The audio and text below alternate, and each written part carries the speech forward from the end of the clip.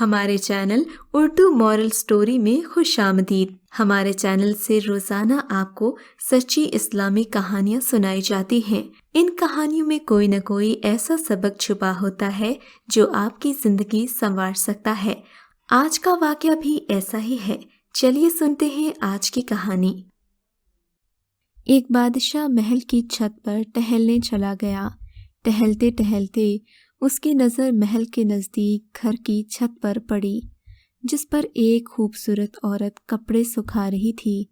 بادشاہ نے اپنی باندی کو بلا کر پوچھا، کس کی بیوی ہے یہ؟ باندی نے کہا، بادشاہ سلامت، یہ آپ کے غلام فیروز کی بیوی ہے۔ بادشاہ نیچے اترا۔ اس پر اس عورت کے حسن و جمال کا سحر سا چھا گیا تھا۔ اس نے فیروز کو بلایا۔ فیروز حاضر ہوا تو بادشاہ نے کہا، فیروز، ہمارا ایک کام ہے۔ ہمارا یہ خطہ فلاں ملک کے بادشاہ کو دے آؤ اور اس کا جواب بھی ان سے لے آنا۔ فیروز نے کہا کہ بادشاہ سلامت، آپ کا حکم سر آنکھوں پر۔ وہ اس خط کو لے کر گھر واپس آ گیا۔ خط کو اپنے تکیے کے نیچے رکھ دیا۔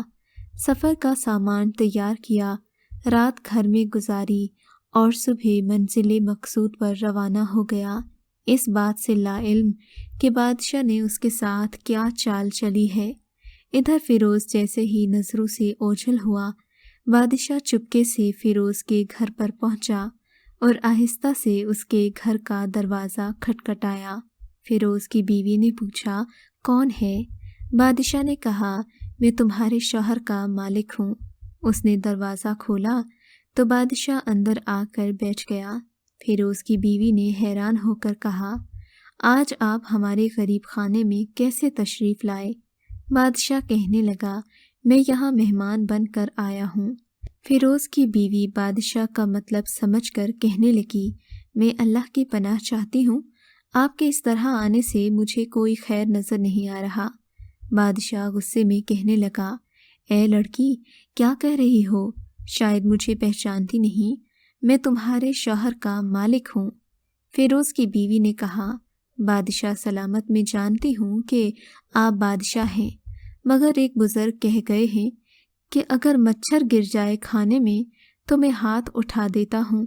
شیر کو اگرچہ جتنی بھی بھوک تیز لگی ہو، وہ مردار کو کھانا تو نہیں شروع کر دیتا۔ اور کہا، بادشاہ سلامت، تم اس کٹورے میں پانی پینے آ گئے ہو جس میں تمہارے کتے نے پانی پیا ہے۔ بادشاہ کو عورت کی باتوں سے بڑی شرم آئی۔ وہ اسے چھوڑ کر واپس چلا گیا، مگر اپنی چپل وہیں پر بھول گیا۔ یہ سب تو بادشاہ کی طرف سے ہوا۔ اب فیروز کو آدھے راستے میں یاد آیا کہ جو خط بادشاہ نے اسے دیا تھا وہ تو گھر پر ہی چھوڑ آیا۔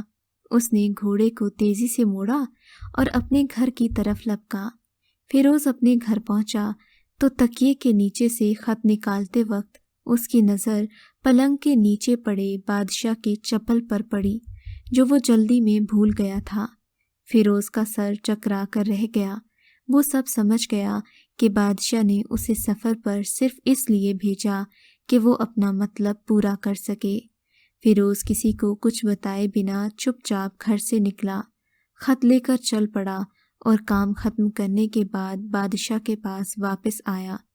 بادشاہ نے انعام کے طور پر اسے 1000 دینار دیے۔ فیروز دینار لے کر بازار گیا اور عورتوں کے استعمال کے قیمتی کپڑے اور کچھ تحائف بھی خریدے۔ گھر پہنچ کر بیوی کو سلام کیا اور کہا، چلو تمہارے میکے چلتے ہیں۔ بیوی نے کہا، یہ کیا ہے؟ کہا، بادشاہ نے انعام دیا ہے، میں چاہتا ہوں کہ یہ پہن کر اپنے گھر والوں کو بھی دکھاؤ۔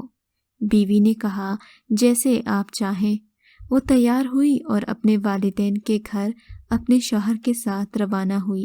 داماد اور بیٹی اور ان کے لائے گئے تحفے تحائف دیکھ کر وہ لوگ بہت خوش ہوئے۔ فیروز بیوی کو چھوڑ کر واپس آ گیا اور 1 مہینہ گزرنے کے باوجود نہ بیوی کا پوچھا نہ اسے واپس بلایا۔ پھر کچھ دن بعد اس کے سالے اس سے ملنے آئے تو اس نے پوچھا، فیروز، آپ ہمیں ہماری بہن سے غصے کی وجہ تو بتائیں، یا پھر ہم آپ کو قاضی کے سامنے پیش کریں۔ اس نے کہا، اگر تم چاہو تو کر لو، مگر میرے ذمہ اس کا ایسا کوئی حق باقی نہیں جو میں نے ادا نہ کیا ہو۔ یہ لوگ اپنا کیس قاضی کے پاس لے گئے تو قاضی نے فیروز کو بلایا۔ قاضی اس وقت بادشاہ کے پاس بیٹھا ہوا تھا۔ لڑکی کے بھائیوں نے کہا، اللہ بادشاہ سلامت اور قاضی صاحب کو قائم و دائم رکھیں۔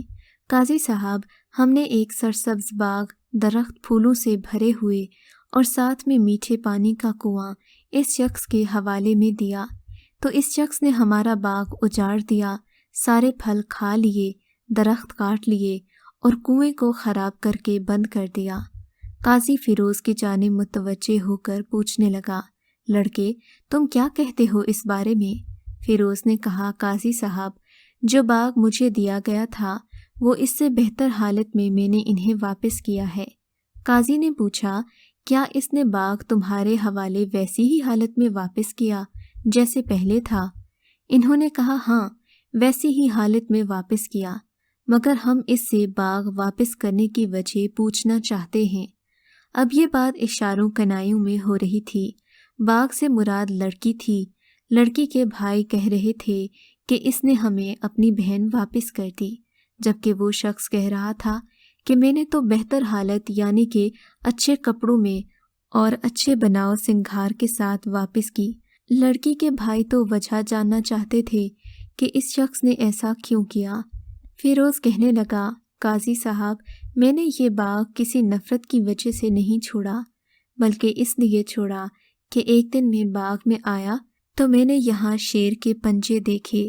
مجھے خوف ہوا کہ شیر مجھے کھا جائے گا، اس لیے شیر کے ڈر کی وجہ سے میں نے باغ میں جانا بند کر دیا۔ اس کا اشارہ بادشاہ کی طرف تھا جس کے جوتے وہاں رہ گئے تھے، اور وزیر ان جوتوں کو دیکھ کر یہ جان گیا تھا کہ بادشاہ اس کی غیر موجودگی میں اس کی بیوی کے ساتھ گناہ کا مرتکب ہوا ہے۔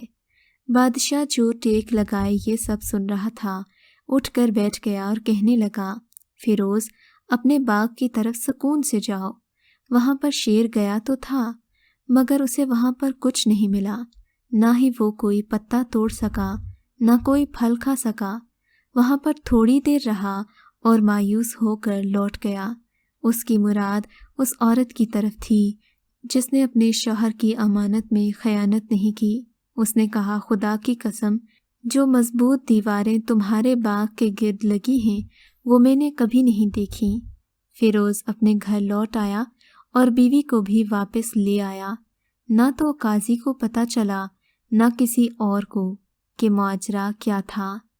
اس بات سے یہ سبق ملتا ہے کہ اپنے گھر والوں کے راز چھپانا اور ان کی باتوں کو کسی پر ظاہر نہ کرنا، اسی میں انسان کی عزت اور بھلائی ہے۔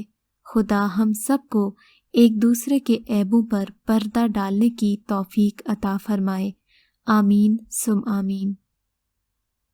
اگر آپ کو آج کا یہ واقعہ پسند آیا ہے تو اس ویڈیو کو لائک ضرور کیجیے، اور اس طرح کے مزید قصے سننے کے لیے ہمارے چینل اردو مورل سٹوری کو سبسکرائب ضرور کیجیے۔